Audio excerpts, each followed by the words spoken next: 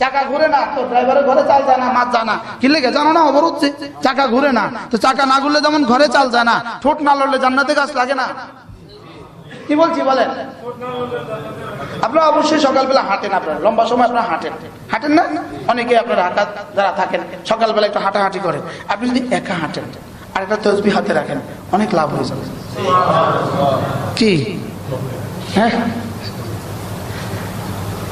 অনেক ফায়দা হবে না? হাকিমুল উম্মত মুজাদ্দিদ মিল্লাত আশরাফায় নাওয়াল্লাহ মাকাদা, তাকে জিজ্ঞেস করা হলো, হযরত আল্লাহ তাআলা আপনাকে এই মানসাব এতটা মর্যাদা কিভাবে দিয়েছেন?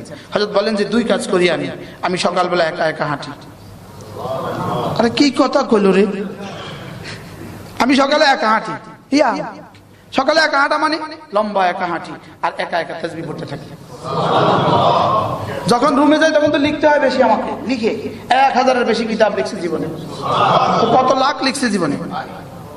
কি হযরত থানভী রহমাতুল্লাহ যেই ঘরে বসে লিখছেন, আমার ওখানে যাওয়ার সৌভাগ্য হয়েছে। হযরত থানভী রহমাতুল্লাহ যেই রুমটাতে বসে, যেই রুমটা নামাজ পড়তেন, ইবাদত করতেন, ওখানে আলহামদুলিল্লাহ আমরা 2 রাকাত নামাজ পড়ছি। হাকিমুল উম্মত যে রুমে লিখতেন, ছোট একটা রুম, আমাদের রুমের মতো একটা ছোট রুম। এই রুমের মধ্যে 2টো দরজা। কয়টা দরজা? 2 দরজা। হাকিমুল উম্মত এই দরজাতে একটা জুতো রাখতেন, ওই দরজাতে একটা জুতো রাখতেন, যেন এই দরজা দিয়ে যদি বের হয় জুতোর জন্য ওই দরজা যেতে না হয়। সুবহানাল্লাহ বলবেন। এভাবে কি করেছেন? সময়ের হেফাজত করেছেন। এজন্য মানুষ যখন সময়ের হেফাজত করে তো আল্লাহ তাআলা তার দাম বাড়িয়ে দেয়। সময় হেফাজত করলে আল্লাহ তাআলা তাকে নিক্তি দিয়ে মাপে। নিক্তি বুঝেন? স্বর্ণ মাপার যন্ত্রকে কি বলে? নিক্তি দিয়ে মাপে।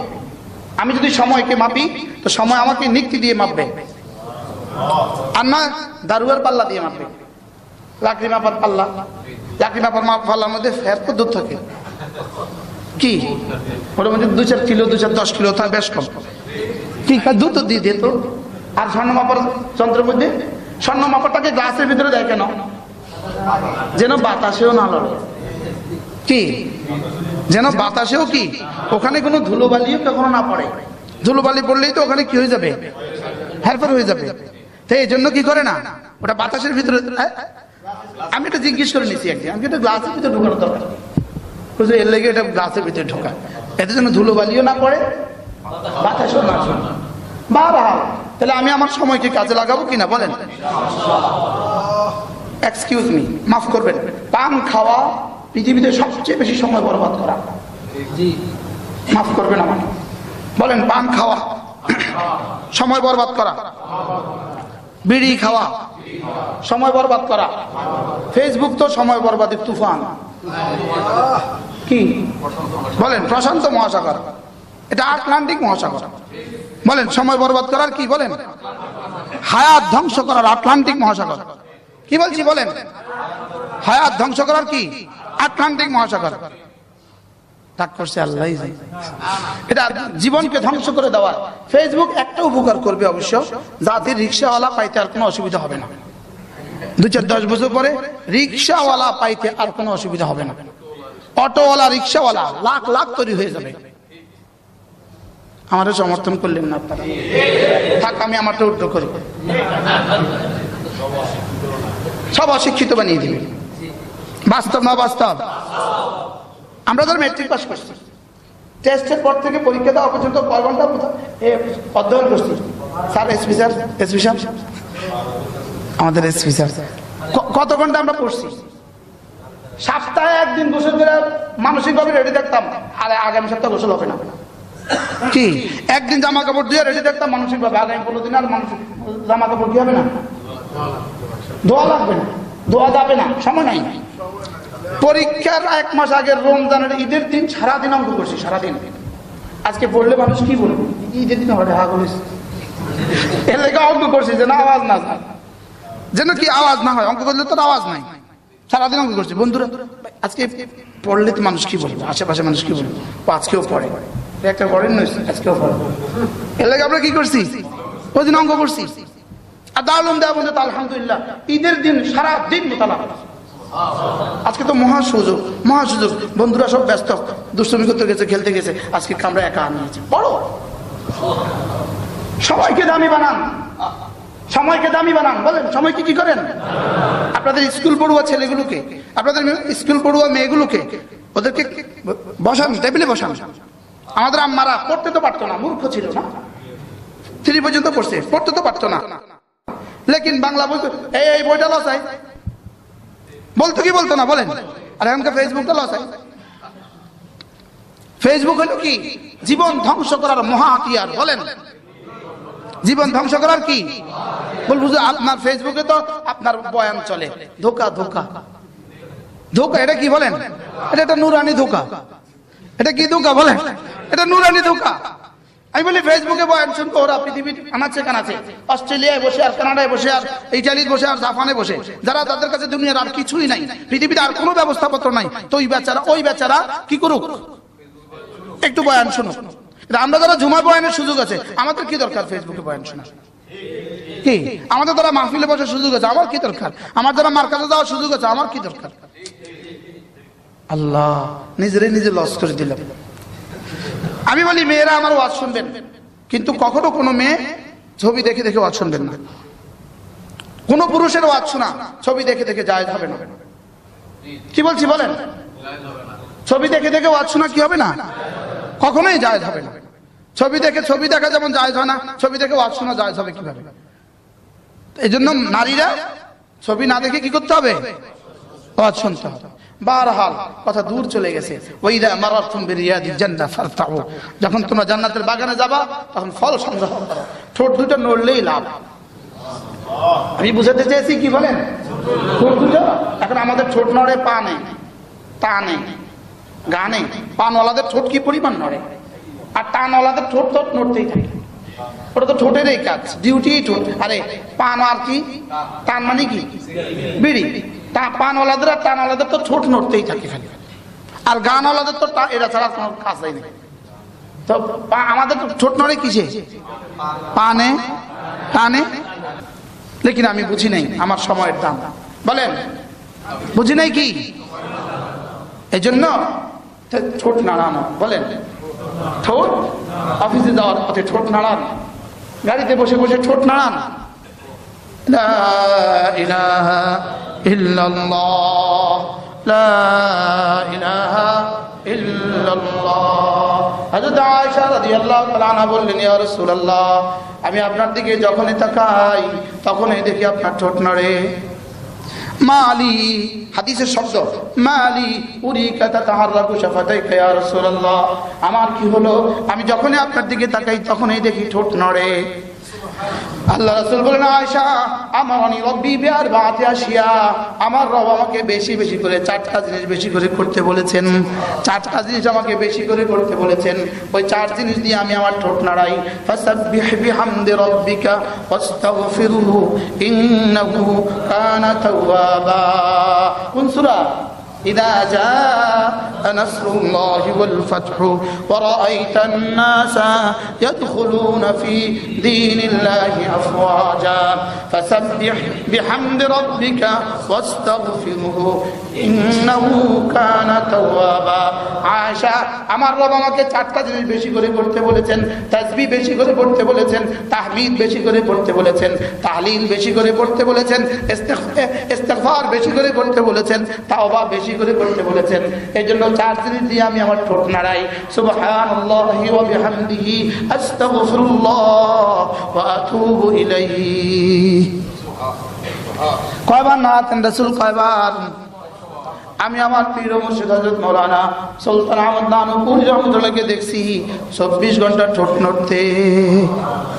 আপনাদের কাছের মানুষ প্রফেসর হামিদুল হক স্যার, আল্লাহ স্যারকে সুস্থতার হায়াত দান করেন। হাফিজ ঢাকা ইউনিভার্সিটি প্রফেসর ছিলেন, বুয়েটের প্রফেসর ছিলেন, হাফিজুর রহমতুল্লাহ খলিফা। স্যার আমাকে বলেছেন, আমাকে নোয়াখালী এক সম্মেলনে স্যার বলেন যে আমি হাফিজুর দিকে কখনো তাকাইনি, যখনই তাকিয়েছি তখনই দেখেছি তাসবিহ পড়ে। কি হয়? আমাদের ঠোঁট নড়ে না, আমাদের ঠোঁট বন্ধ থাকে। ঠোঁট বন্ধ থাকলে লস কার? আমার। আর লড়লে লাভ কার? আমার।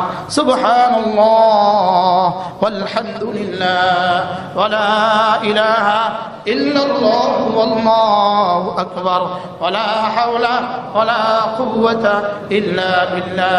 আল্লাহ নবী বলেন, সাহাবীরা শুনো, এই কালেমাগুলো কেউ পড়ার সঙ্গে সঙ্গে এগুলো সঙ্গে সঙ্গে আরশ আজিম উঠে যায়। ওয়া আতিফনা হাওলাল আরশে, আরশের চতুর্দিকে ঘুরতে থাকে ঘুরতে থাকে।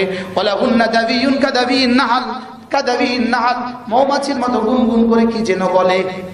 এবার আল্লাহ তাআলা বলেন, কে তুমি? আল্লাহ, আমি আপনার বন্ধুর তাসবিহ, আমি আপনার বন্ধুর তাহমিদ, আমি আপনার বন্ধুর তাকবীর, আমি আপনার বন্ধুর তাহলিল। এবার রাসূল বলেন, যে চাও আরশের মালিকের কাছে তোমার নামটা উচ্চারিত হোক, সেজন্য এগুলো বেশি বেশি পড়ে। যদি আরশের মালিকের কাছে আমার নাম প্রতিদিন 100 বার উচ্চারিত হয় কেমন হবে? সুবহানাল্লাহ ওয়ালহামদুলিল্লাহ ওয়ালা ইলাহা ইল্লাল্লাহ ওয়াল্লাহু আকবার ওয়ালা হাওলা ওয়ালা কুওয়াতা ইল্লা বিল্লাহ। চলতে ফিরতে পড়বো, চলতে ফিরতে পড়বো। ওযুও লাগবে না, গোসলও লাগবে না, বসাও লাগবে না, শোয়াও লাগবে না। সুবহানাল্লাহ। الذين يذكرون الله قياما وقعودا وعلى جنوبهم ويتفكرون في خلق السماوات والأرض ربنا ما خلقت هذا باطلا سبحانك فقنا عذاب النار। রব্বুল আলামিন বলেন, বুদ্ধিমান কারা জানো? যারা উঠতে বসতে চলতে ফিরতে বসে বসেও জিকির করে, শুয়ে শুয়েও জিকির করে, চলতে চলতেও জিকির করে। সুবহানাল্লাহ। করবো তো ইনশাআল্লাহ। আল্লাহ তৌফিক দান করেন। মওতের আগে না মওতের পরে? মওতের পরে জিকির করার সুযোগ আর কত কয়বার হবে? কয়বার? একবার? হ্যাঁ ঠিক। তাহলে মওতের আগে না মওতের পরে? আমরা যারা 40 বছর হয়ে গেছে, আমাদের আর কয় বছর বাকি আছে? ঠিক। আর করোনা তো 40-এর নিচে কারোর নেয় নাই। করোনা 40-এর নিচে কাউকে নেয় নাই তো এখন? নিচে 50-এর নিচে কাউকে নিচে, 60-এর নিচেও নিচে। কি ভাই, আপনাকে আমাকে রেখে গিয়েছে শুধুই আরো কয়দিন জিকির করে নেওয়ার জন্য। আমাদেরকে রেখে গিয়েছে আরো কয়দিন নামাজ পড়ার জন্য। বড় ইহসান রবের, বড় ইহসান, বড় ইহসান আমাদের উপরে আমার রবের। বলেন আলহামদুলিল্লাহ। এখানে অসংখ্য মানুষ আছেন যাদের করোনা হয়েছে, বেঁচে গেছেন। আছেন আছে না? নাই বলেন। আরেকজন চলে গেল বাইরে, কি বলে জানেন? ওরে বাপরে, ডাক্তারটা এত আন্তরিক ছিল।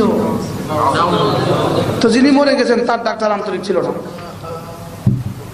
বাঁচাইলো কে? কয় কি কি শুধু বলা উচিত আলহামদুলিল্লাহ আলহামদুলিল্লাহ আলহামদুলিল্লাহ আলহামদুলিল্লাহ আলহামদুলিল্লাহ আলহামদুলিল্লাহ।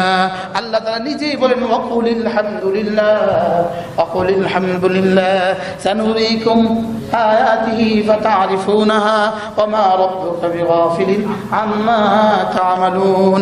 রব বলেন, হাবিব আপনি বলুন আলহামদুলিল্লাহ, বলুন আলহামদুলিল্লাহ আলহামদুলিল্লাহ সুবহানাল্লাহ ওয়ালহামদুলিল্লাহ ওয়ালা ইলাহা ইল্লাল্লাহ আল্লাহু আকবার।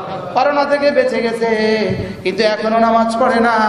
তার মতো বদবখ্ত পৃথিবীতে আর কেউ হইতে পারে না। সে মওত দেখে এসেও মওত চিনে নাই। কি বলেন না? মওত দেখে এসেও কি আর কবরে গেছিল গা, আত্মীয় স্বজন তো কাপড়ও কিনে ফেলছে। শুধু আশার বাকি, শুধু আশার কি? লেকিন রব মেহরবানি করে আস্তে করে ভালো হয়েছে না? নাই বলেন। আবার তার চেয়ে শক্তিধর চলে গেছে, তার চেয়ে বেশি মালওয়ালা চলে গেছে, তার চেয়ে বেশি ক্ষমতাওয়ালা চলে গেছে।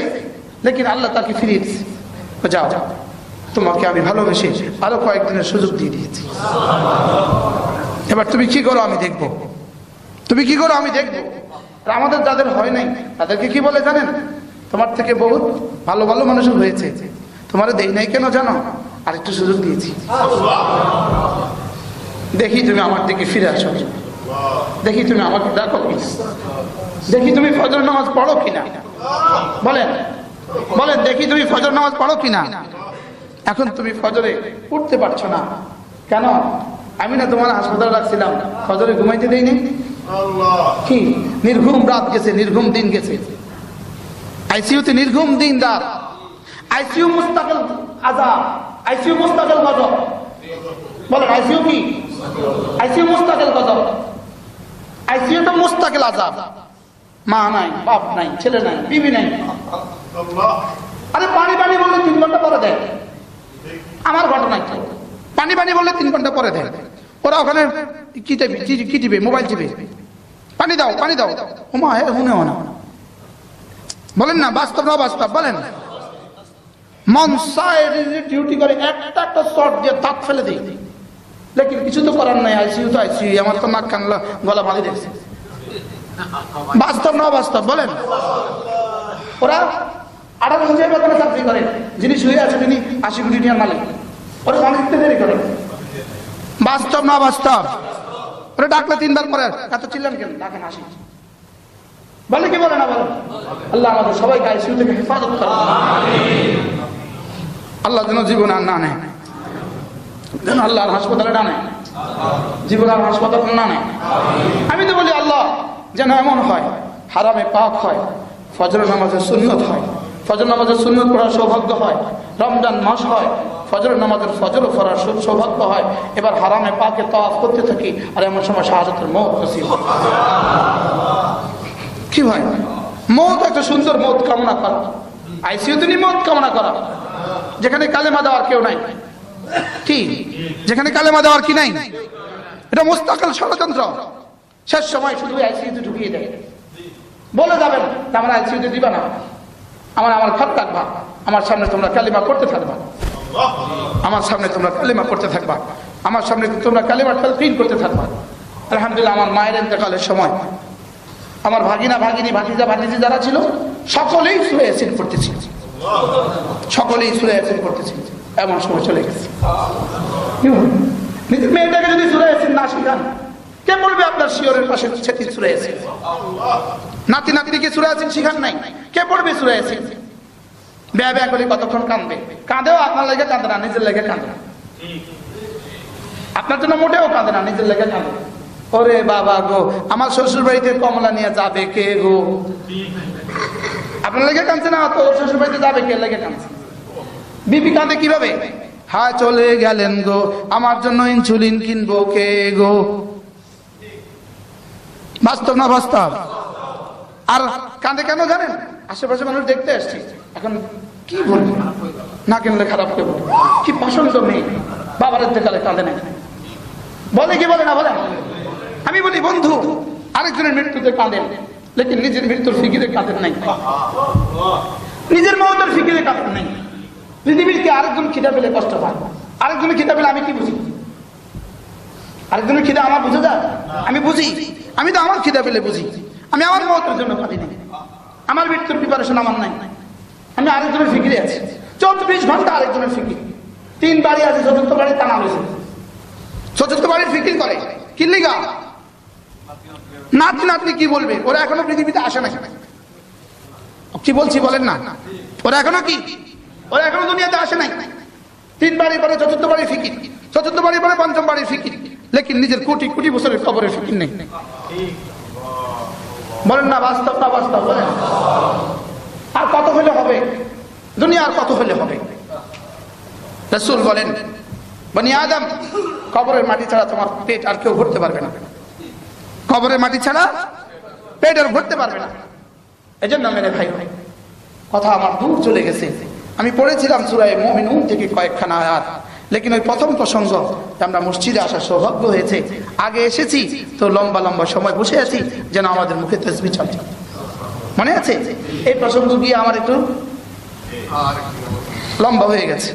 এজন্য মেরে ভাই, আসর থেকে মাগরিব, মাগরিব থেকে আয়শা, এই সময়গুলো মসজিদে দেন, এই সময়গুলো কিছু ফিকির করেন। আপনার যদি ডিউটি না থাকে, দোকান না থাকে, অফিস না থাকে, আপনি মসজিদে কিছু সময় লাগান, মসজিদে কিছু সময় লাগান। এখানে মসজিদে সময় লাগাবেন, আল্লাহ কসম, মসজিদের আধা ঘন্টা, মসজিদের 10 মিনিট, মসজিদের বাইরের 10,000 বছরের চেয়েও দাম বেশি। 5 ওয়াক্ত নামাজ সবার আগে চলে আসেন, হ্যাঁ, জানি না আমাদের ইমাম সাহেব আসে কিনা, বলেন আসেনি। ইমাম সাহেব সবার আগে মসজিদে আসতে হবে। সভাপতি সব কন্যা আলহামদুলিল্লাহ। ইমাম সাহেবরা যদি সবার আগে আসে, মুসলিমরা কখন আসবে? আগে আগে আসবে। যদি ইমাম সবার পরে আসে, মুসল্লি ইমাম সাহেব সবার পরে বের হবে। ইমাম সাহেব সবার পরে বের হবে, তো মুসল্লিরাও কি তাই মুয়াজ্জিন সাহেব করবে। শুধু আমার মসজিদের কথা, আলহামদুলিল্লাহ আমার মসজিদ ঠিকই আছে, সব মসজিদের কথাই বলছি, সব আলেমদের জন্যই বলছি। আল্লাহ আমাকে তৌফিক দান। আমিন। হ্যাঁ, আজকে দেরি হয়েছে কি লেখা রাস্তা, আমি কি করবো, গাড়ি আটকেছিল। আল্লাহ মেহেরবানি করে আমাদের সময়ের হেফাজতের তৌফিক দান করেন। সুবহানাল্লাহ আলহামদুলিল্লাহ ওয়া লা ইলাহা ইল্লাল্লাহ আল্লাহু আকবার। মসজিদে এসে যদি পারেন কোরআনে কারীমের তেলাওয়াত করবেন, আর যদি না পারেন এগুলো পড়তে থাকবেন ইনশাআল্লাহ। বলেন ইনশাআল্লাহ। প্রত্যেকে যদি নিয়ত করি আমি সকলের আগে মসজিদে যাব। আচ্ছা, মসজিদে আসতে কোনোদিন ধাক্কাধাক্কি দেখছেন? বের হওয়ার সময় উচিত কি ছিল? আসার সময়, যাওয়ার সময় না, কেউ তো ওদিকে কাঁদে, কেউ তো ওদিকে কাঁদে, কেউ তো এদিকে বসে আছে। কে সবাই বলবে যে আমি সকলের পরে যাব, আমি আমার রবের সাথে আরেকটু ভালোবাসি, আমি রবের কাছে আরেকটু সময় থাকি, আমি আমার রবের ঘরে আরেকটু সময় থাকি। লেকিন আমরা কি বলি, এখন কত টেনশন হুজুর, আর কত ওয়াজ, শুধু ঘড়ি দেখে, এক জায়গায় শুধু ঘড়ি দেখে। খেলার মাঠে জীবনেও ঘড়ি দেখে না, ফেসবুকে ঢুকলে ঘড়ি দেখে না, মাঝে ভাত নিয়ে বসে আছে ঘড়ি দেখে না। কে জানে, আমার ধারণা নাই। বাস্তব না বাস্তব? আমি একজনকে দেখি, মাইন্ড করবেন না, আমি একজনকে দেখি ইমাম সাহেব মসজিদ সালাম ফিরেছে, আমিও জামাতে আছি, সালাম ফিরেছে, সালাম ফিরে তসবিহ শেষ করি, 1 সেকেন্ডের মধ্যে মুনাজাত দিছে, 3 সেকেন্ডের মধ্যে মোবাইল খুলে গেছে, খুলে এবার সাহেব খুব ব্যস্ত তো অন্য, আমি কই ভালো জিনিস চান, আমি বুঝলাম উনি কি চান, ভালো জিনিস চান, কিন্তু তোমার এটা চাওয়ার আর জায়গা ফেলে না, আর আরেকটু টাইমের পরে যাওয়া গেল না। আসসালামু আলাইকুম, আসসালামু আলাইকুম, আল্লাহ আসরের নামাজ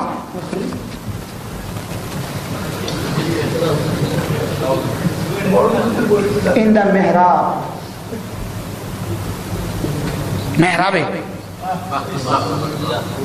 কি এটা ভিতরে কি ঢুকলো?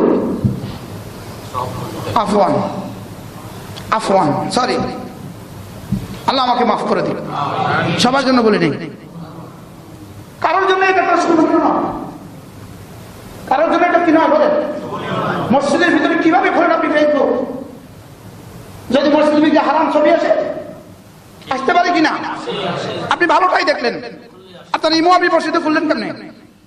এটা হারাম ছবি চলে আসে, আর সেটা যদি হারামে পাকে হয়, কি সেটা যদি মদিনা তাইয়্যিবা মসজিদে নববীতে হয়, লাখ লাখ কোটি কোটি সালাম ফিরে যেতে দেরি, ফেসবুকটা করতে দেরি না, আছে কি মদিনা তাইয়্যিবা?